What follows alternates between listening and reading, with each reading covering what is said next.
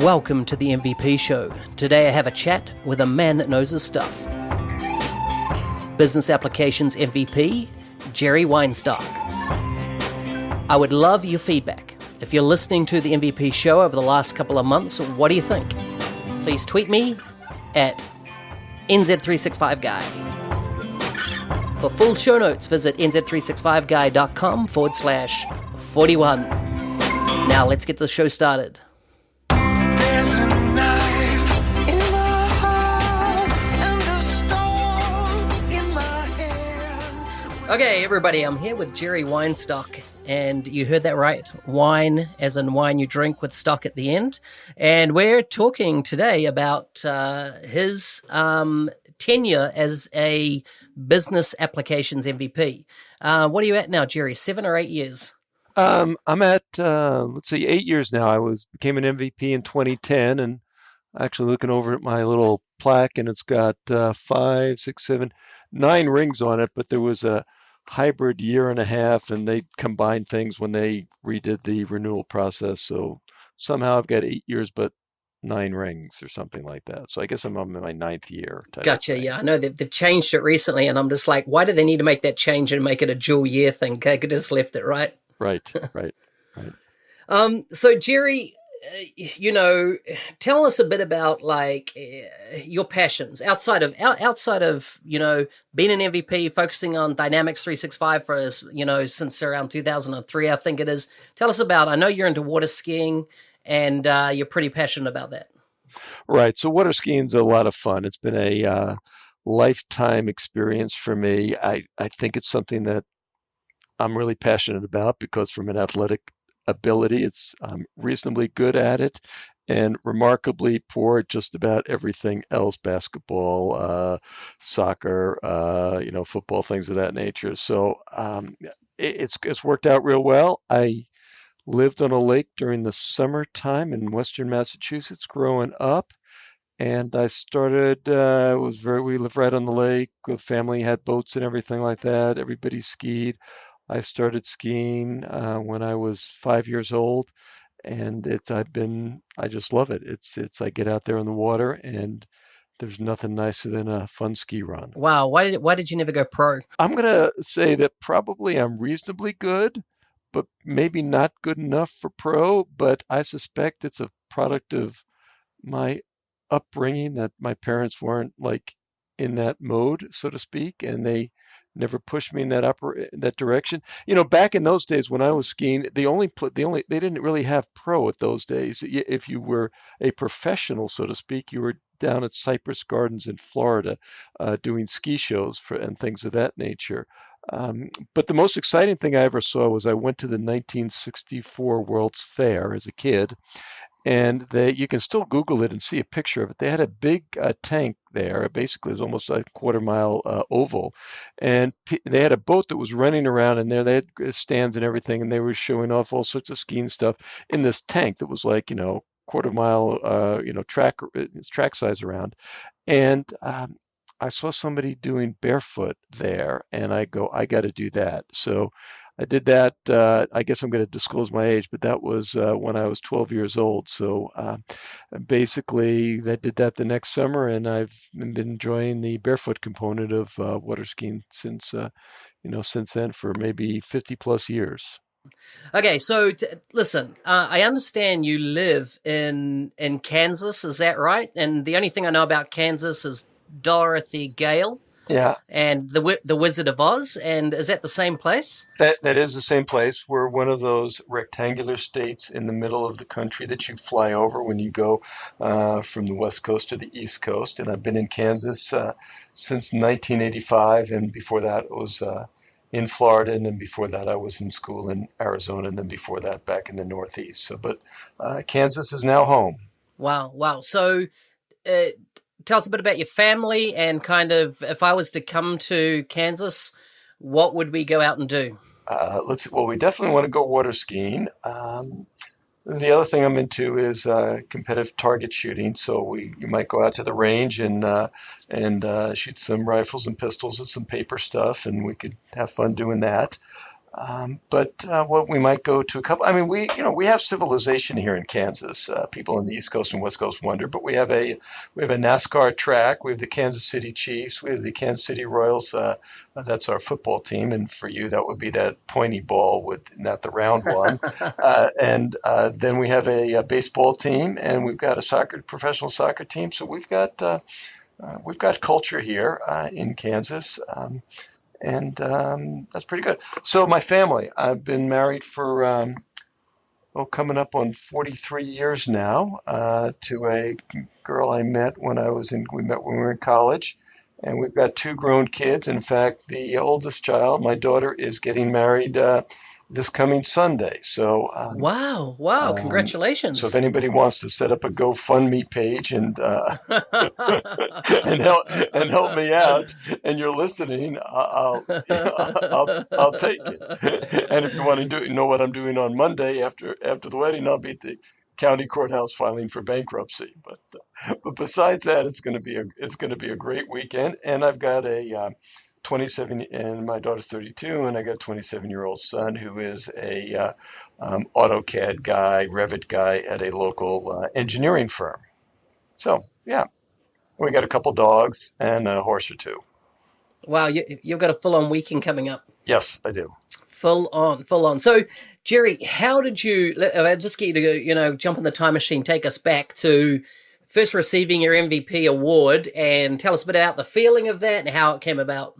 So what happened is our company was exhibiting at Convergence back in 2009, and I had back then the CRM team had a blog post site, and they were taking lots of contributions from guest contributors all the time. It was a whole different kind of component. It was basically their main communications channel at the time. And I saw some people that didn't work for the product team that were making posts, and looked at it and I go, I think I could do that. Of course, I had never done a blog posting in my life prior to that, but I said, I think I could do that. And somehow chased down the guy at the time that was running it, which was a gentleman named Jim Glass, who was running it, and started communicating with him. And I said, here's a couple things I'd like to think would be of interest to post about. And he said, okay, great, write them up, send them in, which I did. And they appeared online, a month or two later. And I go, like, this is fantastic. I mean, like, I was just ecstatic to see my name online like that, because blogging was pretty much in the early days back in 2009. And then I ran into Jim at the Convergence event later on, and we were exhibiting. He came by the booth, and he was talking to me. He says, well, I wonder why you're not an MVP, Jerry, because I see, you did the guest posts. I've seen you out on the forum site answering questions and things of that nature, which was a very big component of being an MVP back in the day. That was one of the key factors, is how many posts that you were responding to and answering, because, I've probably not politically correct, but Microsoft, I think, views this as cheap support labor to have MVPs and other people answer questions on the forum and support the community. But we were doing that, and he goes, "I wonder why you're not an MVP." And he goes, "Oh, I should know that answer, because since I run the program." He goes, "Well, you ought to apply." And I go, "Really?" So I said, "Okay." So I applied, and then this is when they were doing the reviews quarterly. Nothing happened for the first quarter, and I go, "Oh, shucks." What is not going to happen? And then I updated my contributions, and then the next quarter came by, nothing happened.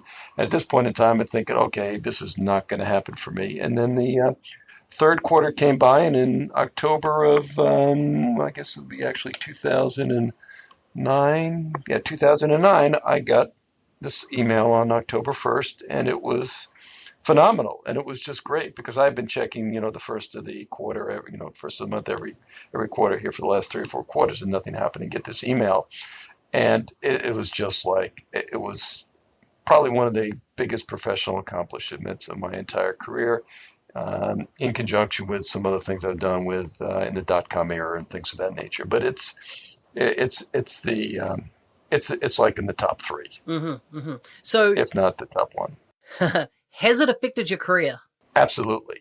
Yeah? In what way? I don't think I would be where I am today, both successfully as a CRM consultant and an ISV, without ever having this experience of being an MVP in a couple areas. One is you get to hang out with a lot of really smart people across the world and get all sorts of different information.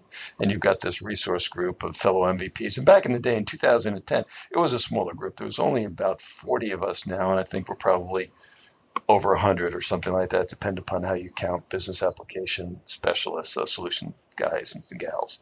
And then the other part of it is, quite frankly, there's some initial credibility. I mean, it's kind of like having a PhD in the business that you're working in. And I think that's an edge. And I love giving back to the community. I've prospered personally quite a bit from, the CRM program and what we've done here at our company. And it's great to donate time back to the community to help grow the pie and so on.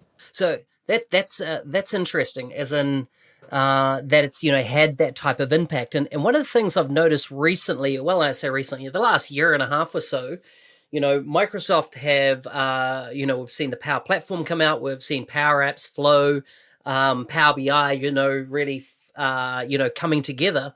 And we're seeing this pivot, happening with Microsoft. And, we all started kind of like in Dynamics CRM days or 365. We're seeing this pivot. And I've noticed that a lot of Microsoft staff, when Microsoft bring out new technologies, the smart staff pivot and get on the training and learn the new stuff, and their careers just keep going from one, a highlight to the next. They keep growing their careers. And I've noticed that you've done the same recently, as in over the last year and a half or so. You've made this pivot and you're starting to invest a lot more time and contribution around Flow, Power Apps. Tell us why, what's your thinking there, and why you're making that pivot. So I think one thing we need to get right on the table is I'm not a coder. I don't code for a living. I don't write code. I manage developers. I've got a pretty good technical affinity. I can look at code and kind of understand what it's doing, but I couldn't feed the family, in that category. So Microsoft Flow is a great solution for this, the citizen developer, and I think it, basically puts, super premium gasoline in your tank when you're able to use a product like that. And it's sort of the culmination of these theories years ago. The same thing with Power Apps is that you could non-developers or non-coders could create applications using point-and-click applications. So Microsoft Flow, which I'm really into, and then perhaps secondarily into Power Apps, is a great tool, allows us to connect things to CRM, and that's pretty much the kind of my whole focus. I'm not off doing Flow things necessarily that aren't connected to CRM, but it is really slick, and the reality of it is now is it's becoming even more intertwined and with the CRM or customer engagement platform, and very soon it is going to be the workflow engine for the customer engagement platform. So it's kind of fortuitous that I kind of jumped on it because I kind of feel it's given me a head start as to when it becomes the new engine. Yeah. Have you got any thoughts kind of, when you feel that it will get to that point where it will pretty much replace the old kind of workflow, both a synchronous and asynchronous workflow engine that's currently inside Dynamics? Well, there's some things I know under NDA that I can't speak to, and then there's some other things that I believe are going to happen that are just exist within my mind time frame. But I think we're going to see that, we saw that turn of events and the first step in that direction when Flow got added to the navigation system within CRM this past release. I think we're going to see more of that in the October release. Exactly how much we're going to see remains to be seen. But I think, I'm not sure, but I think Jerry just thinks, has no real information. I think we're maybe a year away from using Flow entirely instead of the workflow engine. And I could be proven wrong. It could happen in springtime for all I know, springtime 2019. But I think there's a lot of things that they still need to do. I mean, for example, in the Flow engine today, you can either create a recurring flow or a button flow or flow that's triggered on an event, but there's no way really like you can do within the CRM workflow engine, the traditional engine, that you can create a workflow and make it an on-demand workflow at the time. So even that, so if I create a flow that's triggered on an event happening at CRM, I can't also fire it off on demand right now. So I'd have to actually create a different version of it, so to speak. So they're coming along, and the CDS component changes the whole perspective too. So I think it's very exciting times, and it's like drinking from a fire hose. There's so much new stuff coming out. Yeah. So that's an interesting thing. How do you kind of keep up with the so much that's coming out? Well, I don't, I think is the honest answer. When I started with CRM in 2003, I took my first CRM exam in the spring of 2003. You could ask me any questions about customer relationship management, sales, marketing, and service, and I would be able to give you the answer immediately. And then we had 3.0, and then we had 4.0. I still knew it. 2013 came out. But I will tell you, since 2016, you have had to pick your battles, so to speak. So within the contents of the new things that have come out, quite frankly, as a company, we have not ramped up for Power BI. I don't have anybody on my team that's sort of statistically orientated, so to speak, and is tuned into graphing and charting and visualizations. So basically, if we have that come our way, we're going to speak to Power BI. We know features, benefits, and so forth.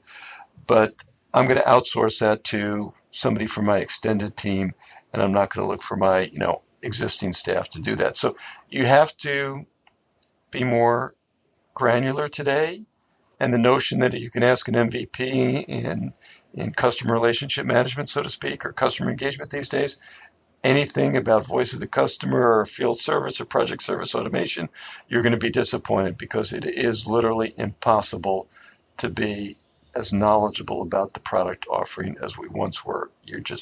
Nobody can do it. I don't know who can do it. Yeah, no, it's definitely become it's a full toolkit now, right? You used to have one or two tools. Now it's a full toolkit, and it's hard to be kind of an expert in all of them all the time. Yes, no doubt about it. And there's things that we learn when we pick up these other packages, or if we do a voice of the customer application, which we do on a reasonably regular basis. But the reality of it is we still learn some new things. And then we've had to flip over to customer service, and there's some new things happening there. It is challenging not to spend your entire week, quite frankly, keeping up with all the new stuff. You could do that easily. So true. Listen, if people listening to this were, they were keen to perhaps become an MVP, what bits of advice to prepare themselves for becoming an MVP would you recommend? As in, could be their contributions, could be any area. What would be top of mind for you if someone said, Jerry, I really love to follow in your footsteps. Any recommendations? So there's a couple things. One is, you don't have to be a developer. So if you're not a coder, no problem. If you're a coder, there's a couple things you can do. I think one of the ways that if you want to become a player, so to speak, or a person in the community that has visibility, one place to go is to contribute to the XRM toolbox as a developer. That's a start to go down that path. Certainly getting out on the forums, whether the CRM user group forums or whether the Microsoft forums for support, and getting out there and answering questions. Blogging is a great way to do it, and certainly blogging about just things that happen in your day with customers, okay? And if you're a customer, just that's another thing. MVPs are not always from the partner community. We have a number of MVPs in our area that are from end users. So you can be a end user person that's a Microsoft MVP. So basically, the blogging doesn't have to be, you don't have to create new stuff all the time. You can just take things that you're working with your clients or working with internally, tips and tricks and experiences, and blog about them. Get involved in any user groups, whether it's a meetup group or CRM user group. Go to Summit, submit sessions, get in front of audiences, get some visibility, and participate in maybe the Facebook group for CRM.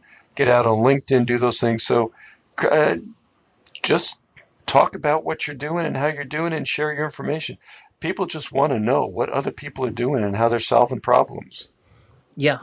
I love it, man. Such absolute gold there. I was going to ask for 2 or 3. I think you gave me 5, 6, 7, 8, 9, 10, 12 different tips right there. which is, fantastic, fantastic. Listen, we're going to wrap up now, and I've always got a couple of, weird and wacky questions to finish up with, and I just like to run one or two of them maybe past you. But if you were to look at somebody that was successful, kind of like what kind of names jump to mind of people, and it could be totally unrelated dynamics, but, who do you look up to as somebody that's successful in life? I have a lifelong childhood friend, and he retired when he was 50, and he's been living a pretty good life. So he was a pretty smart investor, and I guess I kind of wished I was as smart of an investor as he was. He also lived frugally and, made money, but lived under his income, saved, and did fun stuff. But he retired when he's 50, and he's been or 50 something. He's been having a great time, and that would have been cool. That's cool. That's cool. I like that you balance that. He made some good investments, but he also, he lived frugally, which is, a lot of people think it's just all about the money, but it's also about controlling or saving the money as well. How do you deal with opportunities? As in, so ideas come your way. Do you kind of have a system for, qualifying in, qualifying out, that type of thing? Yeah. So as we started the ISV business as a back in 2007 because we wanted to make money while we slept was the notion, and I thought that's pretty cool. And it's easy to kind of sit here in the ivory tower, so to speak, and say, oh, this is what really the marketplace needs and everything. But the reality of it is that you can be pretty far off in that. So what I tell myself and what I suggest to my clients when we're sitting around a conference table thinking about how they ought to do something for their users or whatever, or I want to come up with an ISV solution because I think the market needs is, when in doubt, ask your customers. So ask real people, do you think you really need this? Sure, that'd be great. Would you pay for it? Oh, probably not. So I think that's a pretty good dividing line. Would you pay for this? Well, no, but I'd like to have it. So that's one of the easy ways to separate fact from fiction. I like it. Hey, Jerry, it's been great to have you on the show. If people want to track you down online, where can they find you? So on Twitter, they can find me at CRM Innovation. On our website, they can go to crminnovation.com. And if you just want to find me online, just Google Jerry Weinstock, and I usually come up first. There's another Jerry Weinstock out there that's an actor. That's not me, but you'll see my links, and for better for worse, I'm right up there on page 1 at the first and second or third listing, which probably means all sorts of private information about me is out there also on the internet. So if you find my social security out there, number out there, let me know if you would.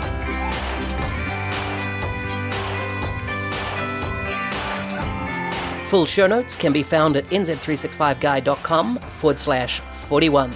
Hey, thanks for listening. If you enjoyed the show, please subscribe and leave feedback on your favorite podcast app. See you next week.